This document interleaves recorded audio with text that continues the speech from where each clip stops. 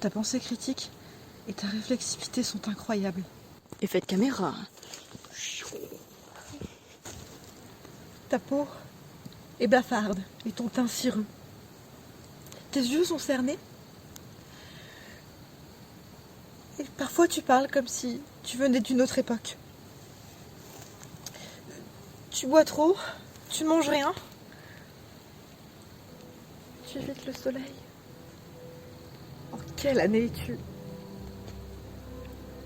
En 3e année.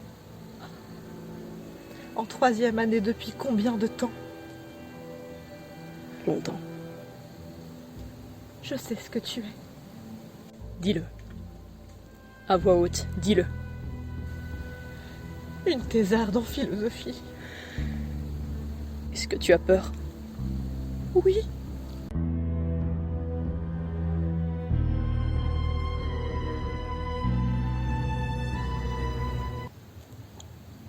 Coucou. J'ai pas un peu le plus beau de tous les chapeaux? Il y a des flamants roses dessus. Un jour, je vous ferai à la totale. Genre un outfit total flamant rose. Parce que vous le méritez. Chapeau ôté, car, comme le dit si bien l'adage, le chapeau est à la tête à l'ombre, ce qu'est Midnight Sun à la saga Twilight. C'est pas moi, c'est un dicton.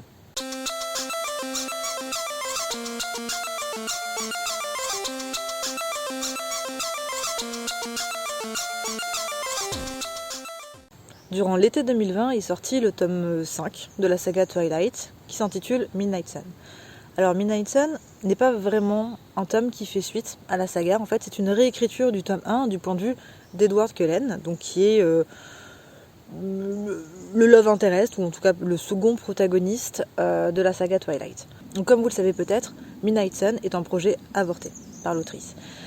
Elle a commencé sa rédaction quand il me semble que la saga n'était pas encore terminée, et un peu sur le mode de la fanfiction, du partage. Donc elle diffusait des extraits sur internet et en fait il y a eu une grosse fuite, ce qui l'a un petit peu dégoûtée et conduite en fait à littéralement arrêter ce tome en disant tant pis, il ne sortira jamais.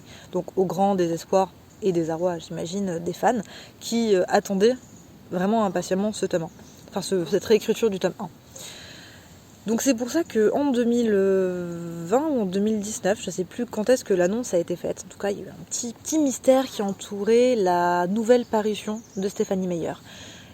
Et il s'est avéré que c'était Midnight Sun. Alors je vous laisse imaginer le bordel que ça a créé au sein de la communauté des fans de Twilight, et même du côté de la communauté des anti-fans de Twilight, qui sont toujours extrêmement actifs. Donc l'année dernière, j'avais plus ou moins parier que ce serait Midnight Sun qui sortirait, puisque j'avais suivi un petit peu de loin les annonces et justement les effets d'annonce, ce qui est aussi assez intéressant, mais qui aussi caractérise à peu près toute la saga Twilight, que ce soit l'adaptation au cinéma ou que ce soit la sortie des livres. Ça a toujours fait l'objet, enfin ça a toujours été entouré d'un très très grand soin de ménagement du public, de recherche de cette attention et compagnie, justement en faisant un petit peu le suspense, le mystère, qu'est-ce qui va arriver, on laisse fuiter des trucs, on monte des interviews, des extraits, etc. etc. Bref, donc du coup, finalement une stratégie marketing qui est très bien rodée, et moi je la suivais de loin parce que je trouve ça super intéressant en fait, comment tout se met en place. Et j'avais, avant que l'annonce finale soit faite, j'avais plus ou moins parié avec moi-même et avec certains membres de ma communauté que ce serait Midnight Sun qui serait annoncé. Et alors franchement j'y croyais moyen, donc je m'étais engagée, si jamais c'était Midnight Sun qui sortait, à vlogger l'intégralité de ma relecture de Twilight. Puisque du coup j'ai lu Twilight quand j'étais plus jeune et je l'avais eu en VO. Je n'avais pas été vraiment convaincue, mais bon, c'est pas vraiment le sujet. Mais donc j'étais en mode, je vais relire Twilight, vlogger tout ça pour être prête pour chroniquer en fait Midnight Sun. Donc il se trouve que Midnight Sun est sorti, j'ai commencé un peu à vlogger le premier tome, sans publier, c'était vraiment genre du vlog des rushs quoi. Et puis en fait, j'en ai été dégoûtée. J'en ai été dégoûtée en fait parce que j'avais l'impression que dès le premier tome, il y avait un épuisement absolu de tout ce que la romance pouvait nous apporter. Tout était extrêmement répétitif, vide, morne, et j'étais juste en mode, passer un peu le fun voilà, des quelques blagounettes. Je me voyais pas continuer à vlogger quelque chose sur laquelle finalement j'avais rien à dire, ni de très constructif, ni de très gentil, et en fait qui était même beaucoup trop long pour qu'on en tire un plaisir. Genre, c'est pas juste un tome comme ça d'un palais d'épines et de ronces en fait, où là je peux vlogger et rigoler dessus parce que ça fait genre 200 pages YOLO. Un an plus tard, une fois cette idée de vlog enterrée, donc actuellement, je me suis dit que ce serait par contre intéressant de juste faire une vidéo sur la saga Twilight et notamment sur Midnight Sun. Puisque finalement là je vais pas rentrer dans le détail de la saga, qui je trouve bien des aspects et pas extrêmement intéressante. Enfin je veux dire, je pourrais pas tenir des heures non plus en parlant de Twilight parce que c'est assez limité en fait comme contenu. Mais par contre, je pourrais parler un petit peu plus de Midnight Sun à l'aune de la saga. Donc c'est cette vidéo que vous êtes en train de regarder. Je vais structurer cette vidéo en 3 grands thèmes. Le premier va porter sur la réécriture. La deuxième sur les questions qui auraient pu être intéressantes à traiter et qui ne l'ont pas été. Donc là, on fait en plein dans le pourquoi est-ce que ce potentiel-là n'a pas été fait. Et mon troisième point, globalement, ce sera qu'est-ce qu'ajoute le point de vue d'Edward, qu'est-ce qu'ajoute Midnight Sun en fait à la saga. Je ne parle pas du point de vue d'une fan, c'est-à-dire que je ne pourrais pas dire que l'ajout de Midnight Sun, pour moi en tout cas, a été un petit peu une redécouverte, une nostalgie de ma première lecture. Parce que j'ai pas aimé ma première lecture du tome 1. Donc non. Donc dans le premier tome de Twilight, on est du coup dans la tête de Bella. Et le moins qu'on puisse dire, c'est que Bella, elle est pas vraiment sympathique comme fille. Alors attention, elle est gentille. Elle fait pas de mal aux gens. Elle va même parfois en secourir quelques-uns parce qu'elle a quand même un grand cœur.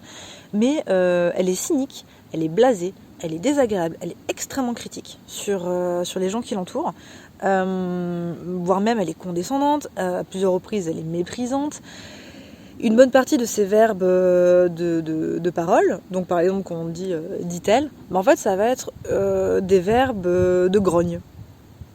Globalement, elle va grogner, elle va râler, elle va soupirer, voilà, donc du coup, pas sympa, la nana, vraiment pas sympa.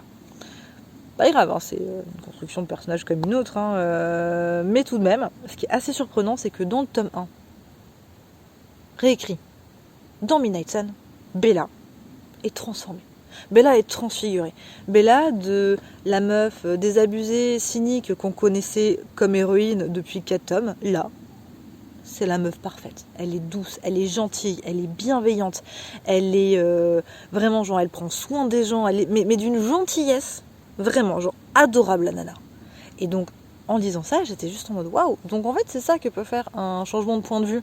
C'est-à-dire que tout nous, ce qu'on connaissait de l'esprit de Bella qui est pas sympa, là non, là c'est complètement effacé et la nana est géniale. Un parangon de vertu, d'amour, tout ça.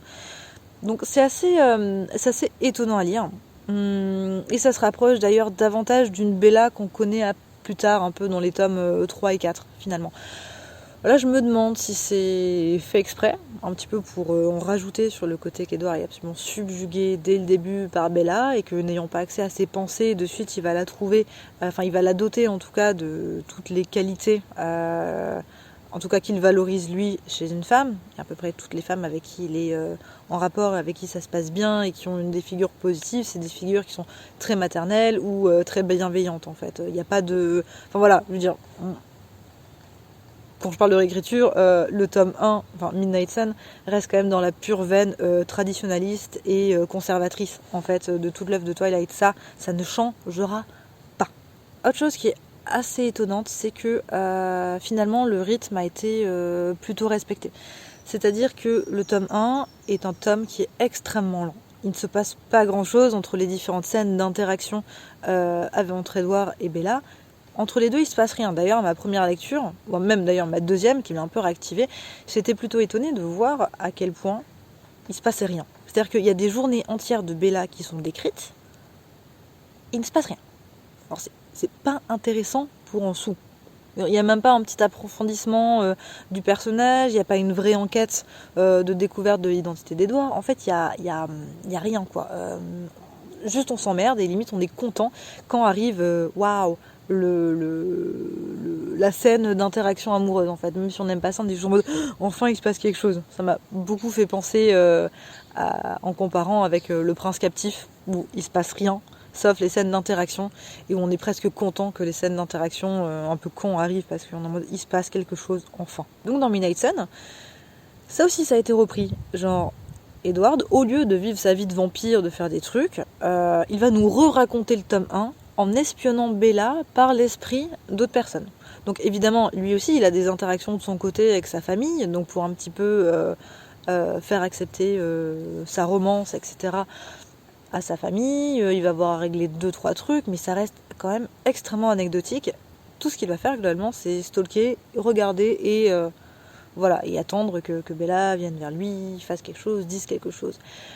Et donc là, par contre, certes c'était étonnant, mais c'était surtout extrêmement frustrant parce que bah, c'est un peu raté, quoi. Genre, la faiblesse principale du tome 1, et là j'ai pas vraiment l'impression que c'est un truc très subjectif, hein, parce qu'un problème de rythme, c'est pas moi qui l'ai ressenti comme ça, c'est que littéralement il se passe rien. Bah là en fait ça a été répété.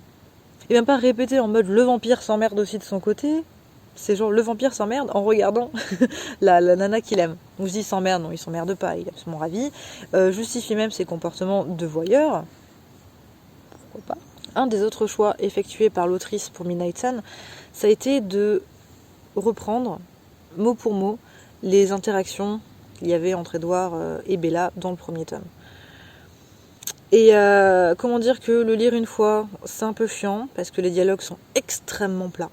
Sauf quand il y a vraiment genre un côté agressif, une dispute, etc. Où là, ça devient un petit peu plus intéressant. Mais surtout, en fait, ils sont extrêmement répétitifs.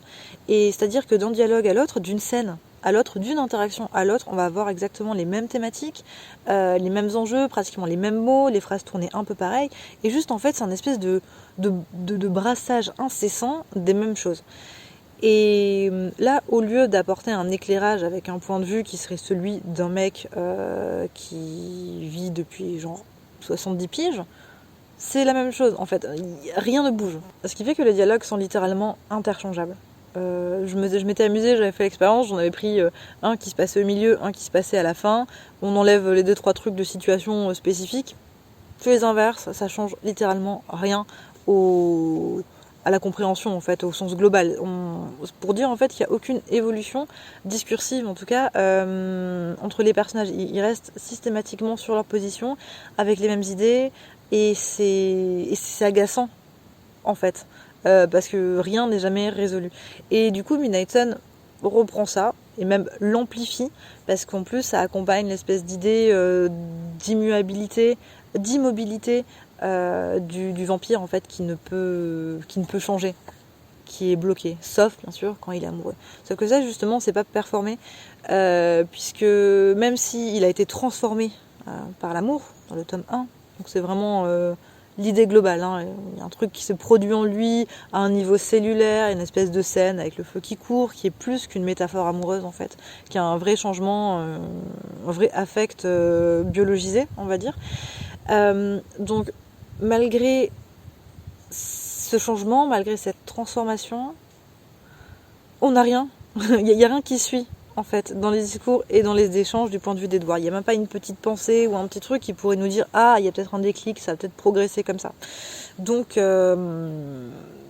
frustrant et pas très intéressant pour le coup. Ensuite, je voulais aborder avec vous les questions intéressantes que soulève la saga. Et qui en fait ne sont pas traitées, et encore moins dans Midnight Sun, alors que du coup, pour en tout cas une d'entre elles, ça aurait été vraiment l'occasion d'en parler. Alors la première, et c'est là où j'ai un énorme problème avec la saga, en fait globalement ça tourne autour de ça, c'est sur les questions d'essentialisation de la femme, et notamment de la femme comme mère. Donc je vais pas m'attarder dessus parce que c'est pas une vidéo sur la saga Twilight, enfin, on parle surtout de Midnight Sun, mais très brièvement, bien évidemment, hors le fait que ce soit encore une fois conservateur, traditionnaliste, donc anti-avortement, donc valorisation en fait de la maternité, on a une idée qu'une femme n'est complète et n'aspire que par la maternité. Enfin, n'aspire qu'à la maternité et ne peut être complète que par la maternité. On a pour preuve du coup, Bella qui refuse du coup d'avorter alors que ça met sa vie en jeu. Bon, certes, choix, voilà. On a ensuite Rosalie et c'est avancé dans Midnight Sun, en tout cas, c'est avancé dès le début, en fait. Si elle est en colère contre Bella, si elle ne l'aime pas, c'est parce que celle-ci envisage de renoncer à son humanité, chose que Rosalie lui envie. Je parle même pas du traitement du personnage de Rosalie parce qu'il est dans sexisme crasse, mais bref, elle lui envie ça et surtout elle envie à Bella sa capacité de concevoir des enfants, ce que Rosalie elle aurait toujours voulu. Et Midnight Sun en fait ne remet ça en question à aucun moment, en fait, ne ressoulève jamais la question de est-ce que l'immortalité ne te donne pas autre chose? Est-ce que la construction d'une famille, est-ce que la création d'autre chose ne peut pas remplacer ce désir d'enfant que tu aurais? Voilà, juste ça, même pas en interrogeant le fondement premier, sans interroger en fait cet axiome qui fait de la femme juste quelque chose là, un être qui veut pondre. Bon. Et du coup, ça s'est encore plus appuyé par un autre personnage, et l'un des seuls autres personnages un peu actifs en termes de lutte physique, qui est du coup le personnage de Léa, la seule louve-garou des Kilotes, donc le camp de Jacob et compagnie, qui elle, pareil, déteste sa transformation, parce que du coup, elle ne peut plus non plus avoir d'enfant, en fait. Et c'est ça globalement qui l'emmerde. Et elle va en discuter un moment avec Jacob pour essayer de lui faire comprendre la situation avec Bella. Donc bref, en fait, à chaque fois qu'il y a moyen de parler un petit peu plus profondément de cette question-là, et je parle même pas de prendre un point de vue tout autre, parce que je veux dire, on peut pas changer une morale qu'il y a dans un livre, c'est la morale de l'autrice. Là, actuellement, c'est vraiment ce qu'elle défend et ce qu'elle met en avant tout au long de la saga et dans Midnight Sun aussi. Mais je me disais que justement, y apporter le point de vue d'immortel, ça aurait pu être super intéressant. C'est du coup, je veux dire, c'est des questions que Anne Rice, alors pas forcément sur la maternité, mais traite dans Entretien avec un vampire, ou en tout cas lance des pistes. Elle essaye, elle réfléchit, elle joue du coup avec cette question-là, avec le fait d'être un vampire. Et Twilight le fait pas du tout. Midnight Sun ne le fait pas du tout. Alors que c'est absolument, c'est la voie royale, quoi. C'est le tapis rouge pour jouer avec cette idée-là, quoi. Autre question intéressante, qui là, je pense aussi soulève une incohérence entre Midnight Sun et le tome 2, c'est la question de l'âme. Une des raisons pour lesquelles Edward ne veut pas transformer Bella, tout au long de la saga, bon, d'une part parce qu'il ne veut pas qu'elle perde son humanité ou qu'elle puisse vivre toutes les choses qu'elle a à vivre. Du coup, il l'enferme et la séquestre de temps en temps pour qu'elle vive des choses, I guess. L'autre raison étant qu'il ne veut pas qu'elle perde son âme. Voilà. Bah oui, parce que la question de l'âme, c'est un trope assez classique dans la littérature qui met en scène des vampires. Parce que il y a la question du châtiment divin. Est-ce que ma condition est un châtiment ? Est-ce que, à cause de ma condition, je vais endurer un châtiment ? Est-ce que je peux toujours endurer un châtiment ? Est-ce que je suis toujours soumis à un pouvoir divin ? Est-ce Dieu qui m'a créé, etc. D'une part. Et l'autre part, dans quelle mesure est-ce que je dois me plier aux lois humaines, donc ne pas tuer, m'abreuver du sang d'autrui, est-ce que je peux avoir un chemin de rédemption, etc. Donc toute la question de l'âme chez le vampire, elle est intéressante à traiter. Twilight tente timidement d'apporter des éléments de réponse, ou en tout cas un peu de la matière à réflexion autour de cette question-là, au moins au sein de son propre univers, puisque dès le tome 2, on a cette question qui est soulevée, notamment il me semble que c'était une conversation rapportée par Edward qu'il avait eue avec son créateur / père adoptif, où il disait que cet homme-là était bon pour une rédemption divine, qu'elle se comportait extrêmement bien, et que Edward, quant à lui, considérait que son âme était damnée, et qu'il croyait du coup en l'existence d'une âme, on va dire. Donc ça c'est dans le tome 2. Dans Midnight Sun, en revanche, il y a une occurrence où Edward va parler de sa croyance sur l'âme, où il dit ne pas être sûr, ne pas vraiment savoir s'il a une âme, en gros. Et alors du coup, il tient cette position, en tout cas cette position n'est pas remise en cause jusqu'à la fin du tome 1. Sachant que dans le tome 2, ça arrive assez rapidement, cette question de l'âme. Et donc moi je me demande, qu'est-ce qui a créé la bascule ? Comment est-ce que il est passé de cette hésitation à une certitude sur le fait que, oui, son âme serait damnée, ou leurs âmes de vampires seraient damnées. Voilà, ce qui veut bien dire que si t'es damné, c'est que t'as une âme, donc t'as une âme, point, en fait. Donc je ne sais pas. À vrai dire, je ne sais pas si c'est une maladresse, si c'est un oubli, s'il va se passer quelque chose, si on va en reparler plus tard, puisque j'imagine qu'il va y avoir d'autres tomes et qu'on va avoir le tome 2 du point de vue d'Edouard et compagnie. Ce qui pourrait quand même être intéressant, j'imagine. Mais bon, donc ça aussi c'était une question ratée. Une question qui aurait pu être intéressante à bosser et qui l'a pas été. Alors j'ai l'impression de souvent dire ça, de trouver dans des bouquins en disant ah là là, enfin en tout cas de déplorer que des choses soient pas traitées. Évidemment on peut pas traiter de tout, mais j'avoue que passer à côté et de la question de la maternité, notamment genre de la maternité forcée, en tome 4 où Bella se retrouve en 2 semaines à avoir un enfant et à avoir une espèce juste d'élan maternel quand elle la voit de ses yeux, alors qu'il y avait une petite amorce de je ne sais pas si je la connais, si je l'aime, elle s'efface un peu de ma tête parce que je viens de me transformer en vampire, elle étant l'enfant. Voilà, ça aurait pu être intéressant un peu à bosser, mais c'est complètement balayé par le vernis de non, l'amour maternel, non, l'essence profonde de la femme, sa substance de mère et compagnie. Enfin, c'est con en fait de commencer à juste distiller ça et puis après le balayer avec un bon truc tradit des familles. Enfin, c'est pas étonnant, mais c'est un peu casse-couille. Et pour l'âme, du coup, je trouve que c'est plus étonnant. En fait, j'ai presque l'impression que l'autrice avait une certaine réserve d'aborder ce genre de questions, et je ne sais pas pourquoi. J'arrive pas à savoir pourquoi, même si ça revient quand même. Hein. À chaque tome, il y a cette question-là, la question de l'âme qui revient, mais c'est abordé toujours très tièdement, en fait, alors que d'autres questions sont beaucoup plus tranchées, rapides. Mais c'est vrai aussi qu'il y a très peu la question de la foi, à part de la foi en l'autre. Il y a très très peu la question de Dieu qui est soulevée. Donc j'imagine que l'un dans l'autre, voilà, ça se répond quoi. D'ailleurs, ça me fait penser à un autre point que je trouve très bizarre de ne pas avoir travaillé du tout, parce que c'était l'intérêt globalement, c'est le point de vue du vampire sur ce qui se passe.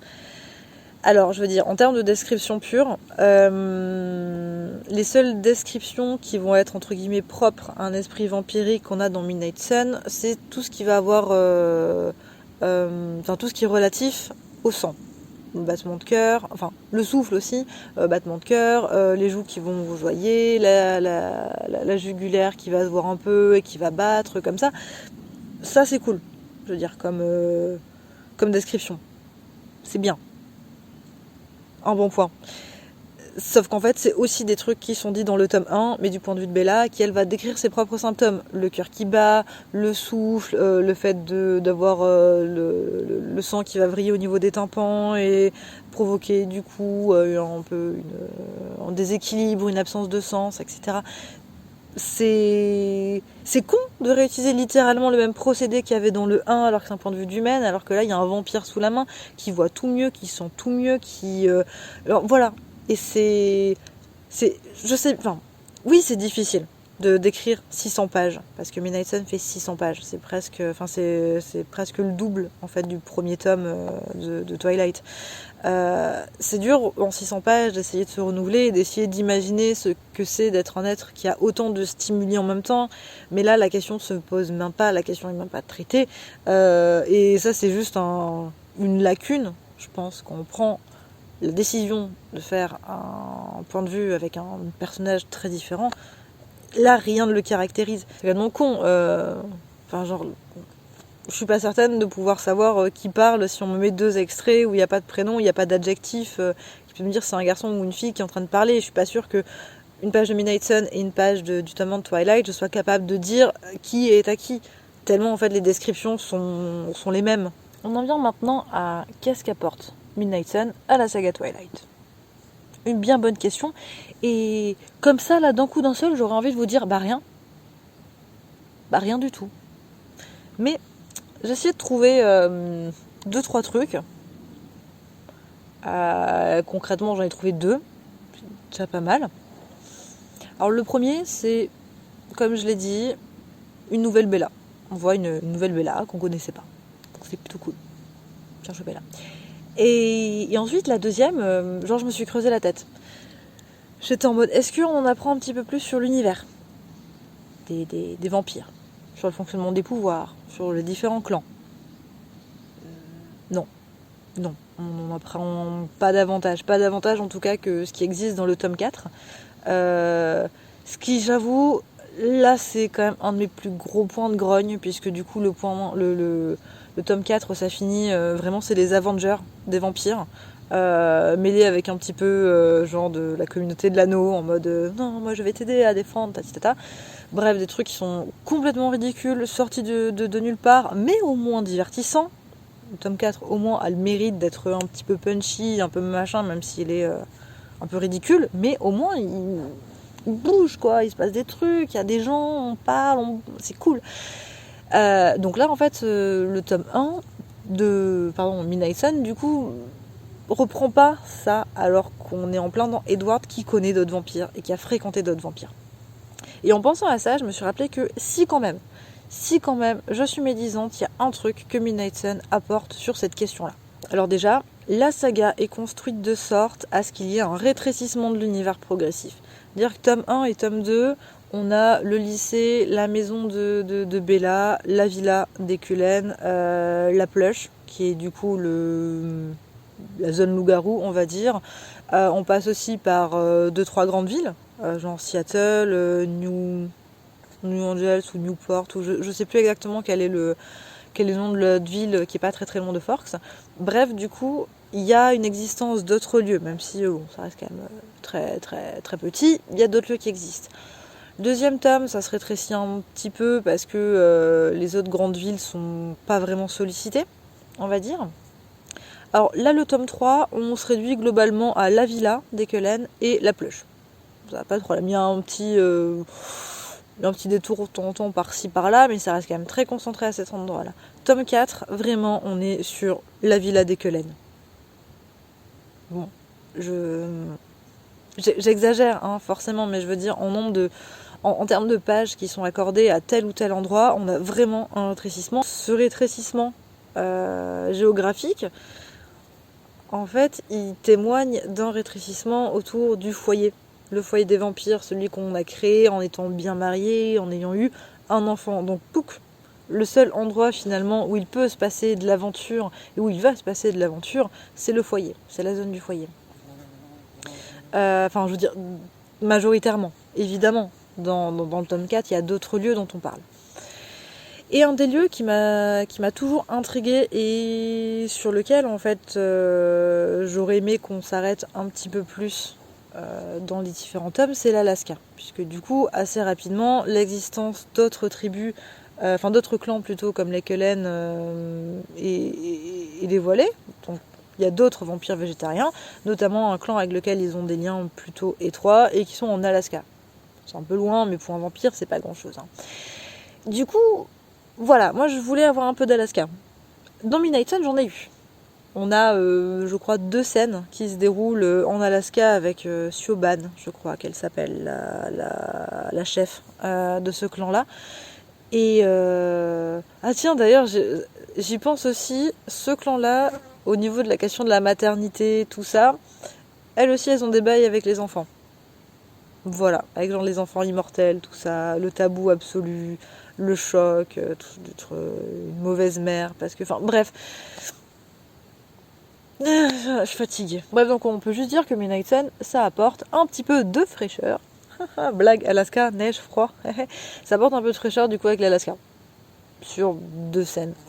Ce sont vraiment les 2 seuls ajouts que je vois. Ah, si. Un petit ajout, un petit apport que j'ai oublié. Ça, c'est important. C'est que j'ai trouvé Midnight Sun beaucoup plus sensuel que le tome 1, globalement, de Twilight. Midnight Sun, alors, on va dire qu'il est coquin. Pas rigoler non plus. Hein, mais il est tout de même un petit peu plus porté sur le côté érotique. Ça reste hyper timide, hein, c'est très très timoré. Mais bon, ça quand même, ça tranche un peu avec le tome 1. Et mon hypothèse, c'est que, puisque le tome 4 était vraiment très porté sur la chose, c'était du oulala, c'est caliente le tome 4. Hein. J'en rajoute, mais disons qu'au moins il y avait des concrétisations dans le tome 4 et le cul, en tout cas, était un sujet de conversation en fait, alors que bon, pendant tous les autres tomes, c'était en mode je ne sais pas. Bah là, du coup, Midnight Sun est quand même un petit peu plus sexy à ce niveau. Donc voilà, est-ce qu'on peut dire que c'est vraiment un apport? Écoutez, je le mets dedans parce que sinon j'ai pas d'autres apports et ça me ferait un peu chier quand même de m'être tapé 620 pages pour me dire qu'il y a que genre Bella, l'Alaska et ça, voilà quoi. Bon, au moins il y a le cul. Voilà. C'est toujours bien le cul. Et ça je le fais et je le dis en toute honnêteté et en toute sincérité. Genre j'essaye pas de descendre l'œuvre ou de la faire passer pour plus inintéressante qu'elle n'est. C'est vraiment les deux seuls que moi j'ai vus. Si vous avez un point de vue différent, je serais vraiment curieuse de l'entendre. Notamment si vous êtes un fan en fait. Et si pour vous accordez une place... quelle place vous accordez en fait à la nostalgie, à la redécouverte de cette romance? Est-ce que vous avez appris des choses? Est-ce que ça vous a permis d'approfondir des personnages?